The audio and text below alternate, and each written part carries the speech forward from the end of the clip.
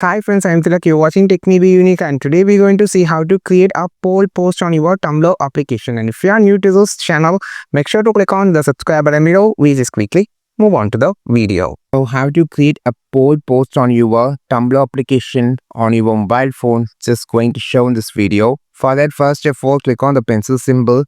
Now you have a lot of more option. So I just talking about this option. So it's a poll option. For an example, just going to ask a question.